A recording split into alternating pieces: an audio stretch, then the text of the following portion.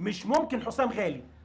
ضربه ركنيه للمره الثانيه، وعلي معلول رجليه تقيله، قلت لحضراتكم مسجل 14 جون في الدوري التونسي، تتلعب عرضيه، جول جول جول، 1-0.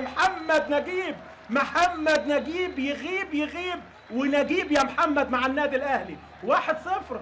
اللي راجع بقول لحضراتكم في التشكيله الاساسيه من بدايه الموسم على حساب الثنائي حجازي وربيعه. الضربه الركنيه الاولانيه كانت سيناريو وبروفا للهدف اللي سجله محمد نجيب، اول مره حسام غالي خطفها وطلعت من المدافعين لضربه ركنيه. المره الثانيه علي معلول ظبطها بقى لمحمد نجيب عشان يسجل هدف التقدم مع الدقيقه 18. جون هيغير مجريات الامور تماما، سواء بثقه لعيبه الاحمر هجوميا او تغيير الاداء لمحمد عوده في المناطق الاماميه. وادي خطا مشترك للمدافعين في عمليه الرقابه، وجده اللي كان راجع مع المدافع بتاعه عشان يشتغل بدماغه، وحسن شاهين حارس المرمى. المسؤوليه لكل الاسماء اللي انا قلتها ديت. تلعب الكره تاني لقدام.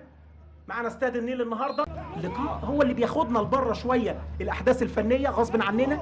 عاشور تاني بيقرب من انطوي، نقلتين كويسين. انطوي الراجل ده لما بتمشي معاه ويبقى فايق يعمل لك شغل كويس قوي. انما هنشوف عرضيه حلوه، جول جول جول. ايه العرضيه دي؟ مش ممكن يا فتحي، ظبطت مع فتحي خلاص. عبد الله السعيد العبقري، عبقري يا عبد الله يا سعيد.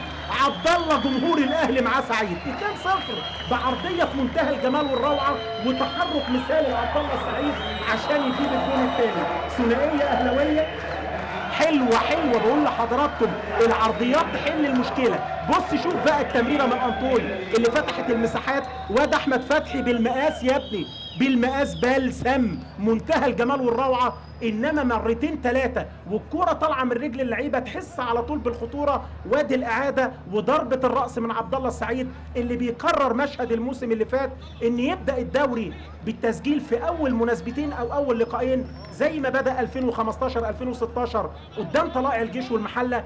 بيبدا الموسم الحالي قدام الاسماعيلي بهدف، والنهارده هدف ثاني امام نادي المقاولين العرب.